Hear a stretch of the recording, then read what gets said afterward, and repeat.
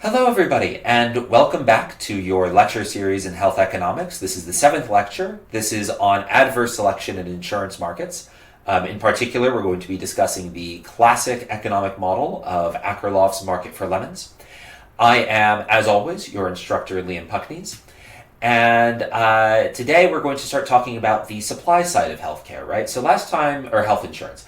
Last time we talked about the demand side of health insurance, right? Why do people want health insurance, right? Well, people want health insurance because they're risk averse.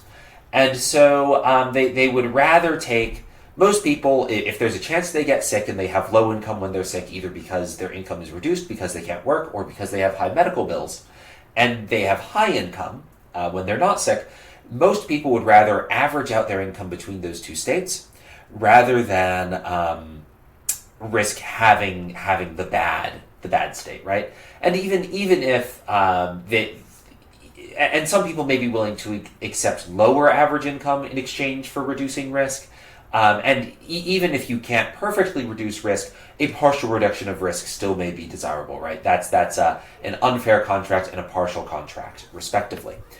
But now we're going to start thinking about the selection, the supply side of things, and the market's going to break down pretty quickly. And one of the simplest models that shows how quickly an insurance market can break down was first thought of actually as not a market for insurance, but as a market for used cars, which became known as the market for lemons, right? Because bad used cars are just called in everyday talk, they're called lemons. So today we're going to cover the market for lemons, as well as how does intuition we can get from a used car market apply to an insurance market. But before I get into the market for lemons and used car markets, I want you to consider a different type of insurance policy. Let's consider a life insurance policy, right? Let's say you are a life insurance salesman, right? You sell people life insurance, right? And so if life insurance, right, if the person who buys the policy dies, you pay them out, right? You give them money. And someone comes into your office and says, I want a life insurance policy for $1 million. And you say, great, okay. Can you, they look relatively young, they look healthy. You're like, great, okay, awesome. This person's probably not very likely to die in the next few years, right? Sure, I'll sell them this policy. And then they say, hold on. But I only want to buy it for tomorrow, right? It's not a long-term policy. I only want to pay for the life insurance policy for tomorrow. And if I live past tomorrow, I don't want life insurance anymore. You'd probably immediately become really suspicious. Why does this person want life insurance for one day, right? What's going to happen tomorrow that makes him want life insurance? What does he know that you don't? Is there a hit out on his head? Is somebody going to try to kill him tomorrow? Is he doing something really dangerous for his job tomorrow he's not going to tell you about, right? Sure, he looks on paper like someone who's a great client for life insurance, right? Young, let's say he's in good shape, right? Doesn't seem to have a habit of risky behavior. But the fact that he's asking for an insurance policy that pays $1 million if he dies tomorrow and only tomorrow is really suspicious. So, and the fact that he's asking for that policy is evidence that something bad is going to happen to him tomorrow in and of itself, even if there's no other indicator something bad is going to happen to him. So let's say you say, okay, but I'll give you this policy, but I'm suspicious of you. So you need to pay me. You need to pay me $100,000. You need to pay me $100,000 for this policy, and he immediately says deal. That makes you even more suspicious, because if he's willing to take this policy for $100,000, that means he thinks that there's probably a greater than there's probably a very high chance that he thinks he's going to die tomorrow, right?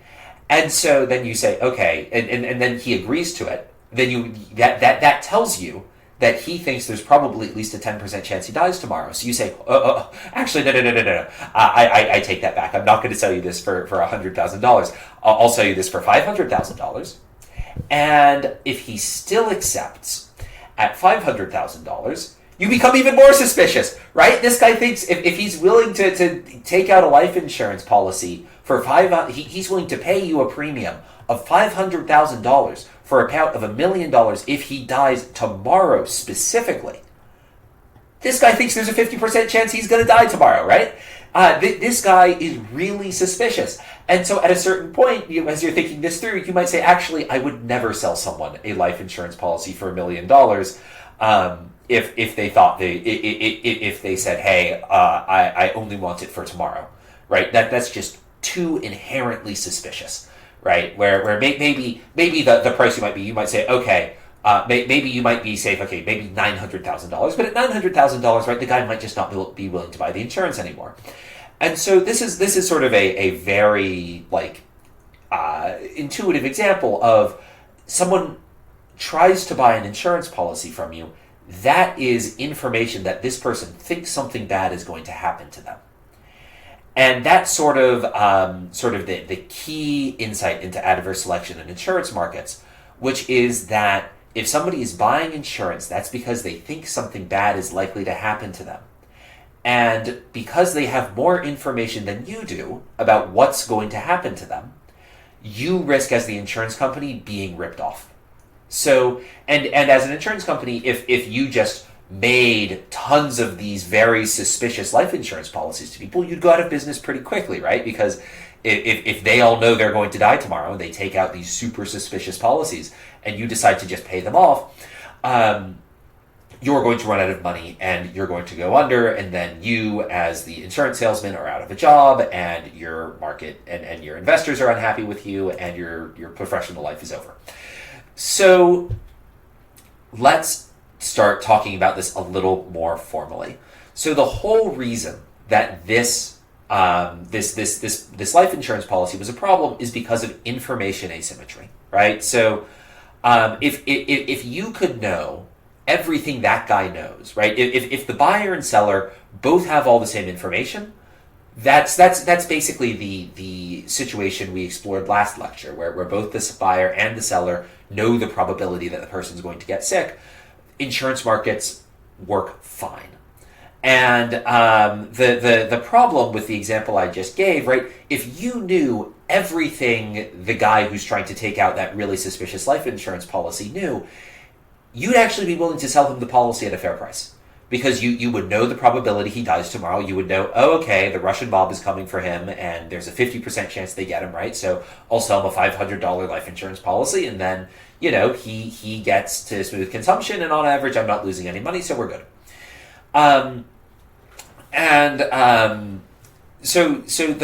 the reason you can't sell him that $500,000 policy is because he knows more than you, right? He knows whether the Russian mob is coming for him, right? He knows stuff about his life that you don't know, right? And so if the problem with insurance markets, and the whole reason they break down, is because of information asymmetry. Now, what is information asymmetry? And once again, I apologize for my handwriting, but once again, I will not improve it. Information asymmetry. Information asymmetry is a situation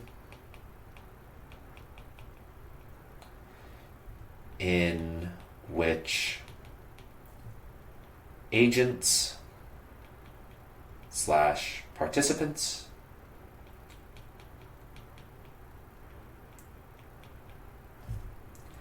in an economic transaction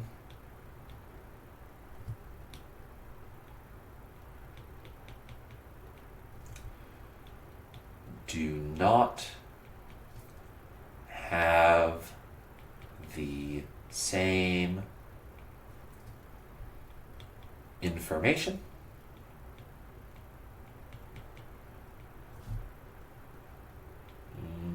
let me make that D a little nicer about the quality of a good It's bad D. Being transacted / sold. So what is information asymmetry? It's really, and you can define it more broadly than this definition, but for this course, this is a good definition. Information asymmetry is really any time there are people involved in a transaction or an interaction where one party has more information about the transaction than the other party does, right? One party knows more. So in the case of insurance, the person buying the insurance policy, right, you or I, right, when we're buying health insurance, we have a better idea than the insurance company does about what our health is and how likely we are to get sick, right? So for instance, I get very bad migraines, right? And I know that my medical bills when I get a migraine and I have to go to the hospital for it, I know that comes out to about $10,000 a hospital visit. Now, the insurance company may know I get migraines, but they may not know the extent to how bad my migraines are, right? So they might, they on paper, again, I'm a very good client, right? I'm 27. If they were to do a medical examination, they'd be like, this guy's in shape, right? He's healthy, right? He has a job that he sits at a desk all day, right? So he's not going to be injured out working in the field or doing construction, right? On paper, I'm a really good client for health insurance. However, I know that actually, I generally, my immune system's not very good. I get sick very easily. And I also know that I get these migraines, right? I have this pre-existing chronic condition that can cause my medical bills to get really high really quickly. And so if I go and buy an insurance company, if I go to buy a policy from the insurance company, chances are the insurance company will misprice that policy and offer me a policy that they're going to lose money on average, because they think I'm healthy, but I'm actually very unhealthy. And so, and if the insurance company keeps making this mistake, they're going to go out of business, right? So that's sort of the intuition for this. This is sort of where we're going to go with this. But let's formalize this, and let's start by thinking, instead of insurance, right? Because insurance it could be a kind of emotional subject, right? People get especially health insurance. Let's think about a less emotional subject, which is the car market, right? So let's imagine a well-functioning used car market, right? So if I'm selling you I have a used car that I want to sell, right? I have a Honda Fit, great car. And I will say, I take good care of my Honda Fit. It's in excellent condition. And I list the price I'm willing to sell it for, let's say $14,000. And potential buyers look for they go through websites, right? I post this to a used car website. Potential buyers go through the different websites, and someone says, that Honda Fit looks really good. And if we have the same information, right, they show up, right, they can investigate the Honda Fit, right, they open up the hood, they look inside, right, they get under the carriage, right, they see that, everything's working fine, right, they go for a test run, they're like, my God, this car's amazing, and I'm like, yes, it is amazing. And they say, why are you selling it? And I'm like, well, I'm moving, and I need to get rid of the car, but it's a really good car. And they can verify it's a really good car, right? We're going to agree on a fair price, and we're both going to benefit from the transaction, right? But that's not how used car markets work, right? Typically, someone's not going to be able to perfectly examine my Honda Fit, right? And so there's a chance that I might be able to hide problems, or there may be problems with the car that only come up once you've driven it 100 miles, right? It may be that maybe the car's, maybe there's something wrong with the car's gas gauge, and once the gas dips below 50%, the problem starts, like once the tank's half empty, the problem starts, that the car starts just malfunctioning and becomes very dangerous, right? Or maybe, let's say it works well in hot weather, but under snowy conditions, the brakes don't work properly. And so there's going to be things that when someone's buying, if you're buying a car from me, you can't check about the car when you buy it, right?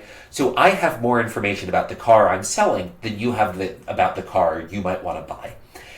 And so as a result, when you're going in to buy a used car, you should be suspicious. Because it could be that I'm telling you the truth and I want to move and that's why I'm selling the car. It could also be I'm selling the car because it's a bad car and I want to offload it onto you, right? So it could be that I'm scamming you, right?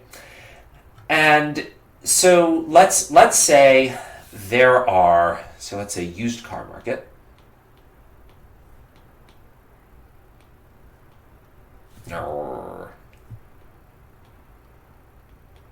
So let's say we're in a used car market, and there are two prices in this market. Let's say government passes a law saying there are two prices in the market. There's P and there's P prime, and P is less than P prime, right? So the government says you can only sell used cars for two prices, P and P prime. And let's say P is $5,000.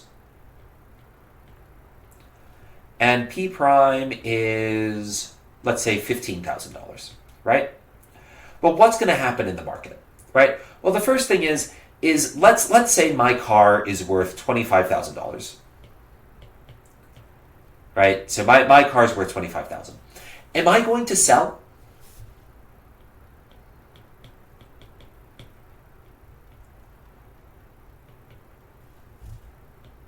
No, I'm not going to sell, right? So no, I'm never going to sell, right? So no cars that cost more than P prime are going to get sold. So no cars worth more to their owners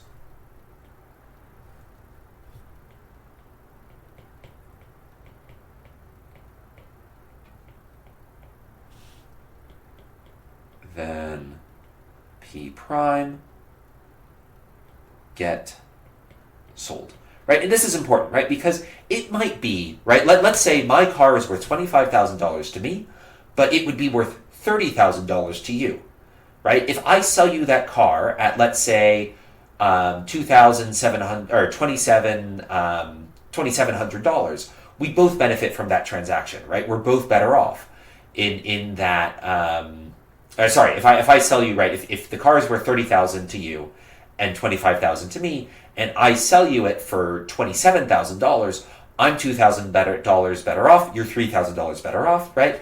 And there's both producer and consumer surplus, right? There's seller surplus and buyer surplus, and we both benefit from that transaction. So immediately, if there's only two market prices, immediately everyone who's selling, if their car is worth more than the P prime, which is $15,000 in this case, if my car is worth more than $15,000 to me, I'm not going to sell it in this market, right? And so that's going to immediately reduce the scope of transactions that are taking place, right? So now, what does that tell you as a buyer, right? That means that any car. So let's say you come across a car that costs $15,000 in this market, right? And in this very simplified market, again, cars are either sold for $5,000 or $15,000. If you see a car that's listed at $15,000, you know it's really unlikely that you're getting a good deal. Because if the car was worth more than $15,000, the person wouldn't be selling it. Now, it might be, there's a very small chance, that the car is worth exactly $15,000, in which case you'd be happy to make that trade. But there's also a very good chance that the car is worth less than $15,000, and that the person is lying to you about how good the car is, right? Or they're just listing it at a price that's too high for it to be worth it. So that means you're not going to buy any car that costs $15,000 because you don't trust the quality. Well, at that point, that effectively knocks out P prime as an effective market price, right? Because if you see something at $15,000, if you see a car listed at $15,000, you know it's not worth $15,000. And so you're not going to buy it. So that means you're only going to buy cars that are worth $5,000. All right, that are priced at $5,000 because some of those might be worth more and some of those might be worth less. All right, so now we get into round 2 of adverse selection. Right, so round 1 of adverse selection knocked out all cars worth more than $15,000. What happens with round 2? Right, so round 2, back to me. Right now. Let's say my Honda Fit is worth $14,000, as I mentioned earlier, right? So to me, my Honda Fit is worth $14,000, and I'd be happy to sell it at $15,000, but I know that nobody's going to buy it at $15,000, and people will only buy cars listed at $5,000. Am I going to sell my Honda Fit? No, right? Because it's worth $14,000 to me, but I can only get $5,000 for it, so I'm going to lose $9,000 if I sell my Honda Fit, right?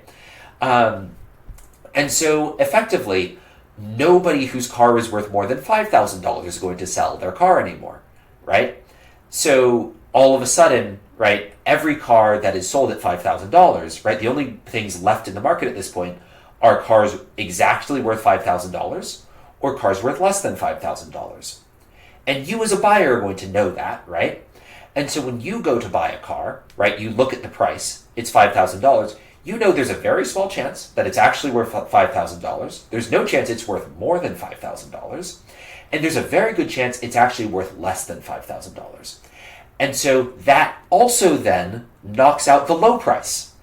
And so you're not going to buy a car at $5,000. And those were the two prices the government said we could sell cars at. And so the used car market breaks down and there are no more used cars being sold at all, right? And so there are no... The market breaks down entirely, and all of a sudden nobody can sell a used car and nobody can buy a used car. So the process I just described is called an adverse selection death spiral, and I will define that shortly. But first, I've been throwing around this term adverse selection, which you should have come across in Econ 200 or Intermediate Micro, but it's a very important, we're going to spend the next 3 lectures on it, so I'm going to formally define it here, right? What is adverse selection?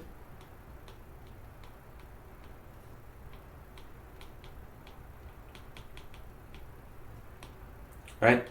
So adverse selection is the oversupply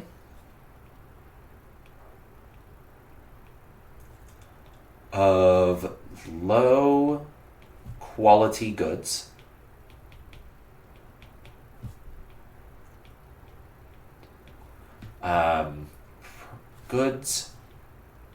products, or contracts in the case of insurance, right? We're going to be very concerned with the quality of contracts in this course. That results from asymmetric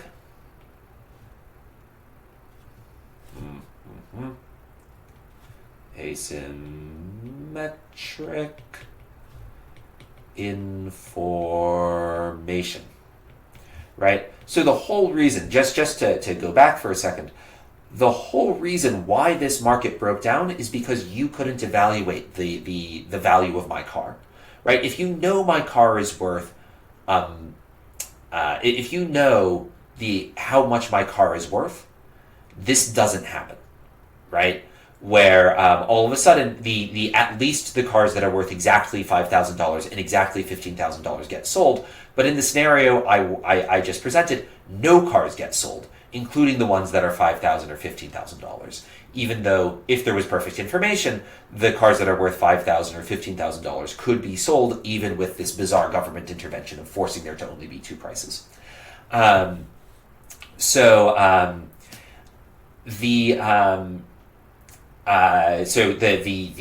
very common example of adverse selection is, and this is not part of the definition, if a supplier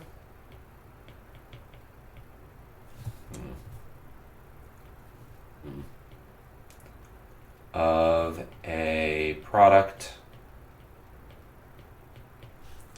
has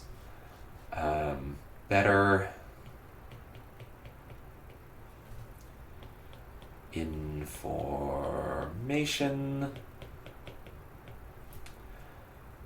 about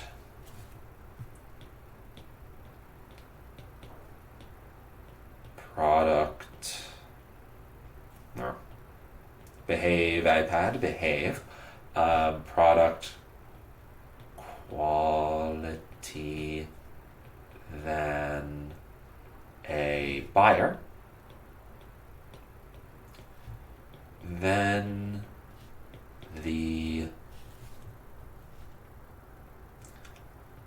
highest quality products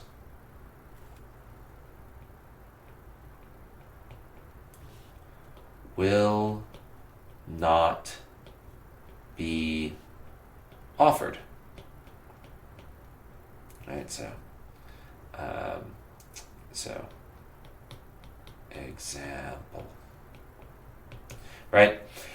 So this applies in used car markets, but it applies in a lot of markets, right? So it may apply in insurance markets. It certainly applies for.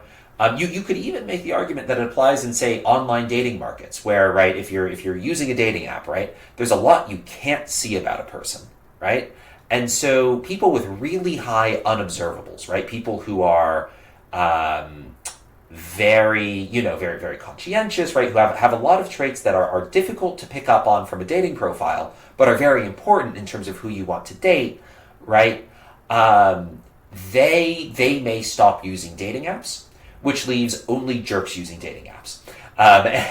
Talking to some of my, and that in turn, right, makes people very skeptical about dating apps in general, which I think, I don't know, I think the market for dating apps has definitely degraded quite a bit over the past few years. But talking to many of especially my female friends, that seems to be a very common experience they have. Like, all the guys on dating apps are huge jerks. You could make an argument that that's due to adverse selection, because the guys who have good unobservables drop out of the dating app because they know that those can't be observed, and so they have better luck elsewhere. Adverse selection, right? It occurs in all sorts of markets and is a serious problem, especially in the health insurance context.